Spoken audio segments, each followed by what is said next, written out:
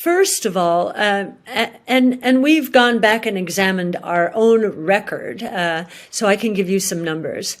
If you look at our performance, if you look at that strategy on a rolling 24-month basis, and over a 24-month rolling basis, 91% of the time, we have outperformed the broad-based averages.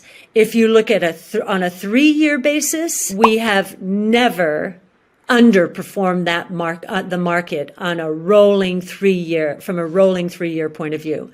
What this means is that this rubber band has been stretched so tautly, so tightly, that we believe, and consider the source, but we truly believe, given the valuations in our portfolio, the growth in the portfolio, and the fact that we're probably looking at very choppy waters from a cyclical point of view, so that our secular growers are going to shine. We truly believe that rubber band will snap and the performance will rebound.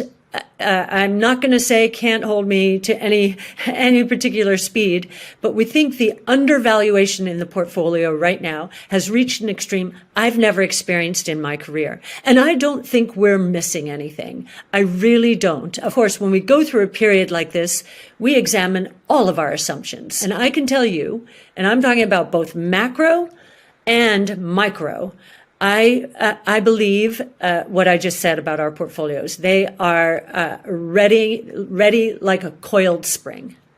Yeah, and although you started ARK in 2014, and I'm going to be careful here, you and I have been at the markets for a while. I mean, you probably started your career in the 80s. Would you say? Oh, I started my career while I was in college, so it was 1977. Again, inflation was picking up there, so I know of what I talk when it comes to inflation, and what will perpetuate it. Yeah. So when you talk about extremes, this includes the .com area from a comparative standpoint, right? Yes. Mm-hmm.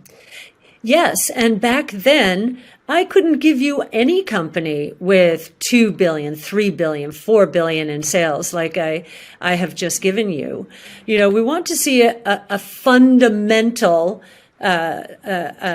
measurement of profitability and potential profitability on the bottom line, the operating line. So gross margin is a very good indicator of that.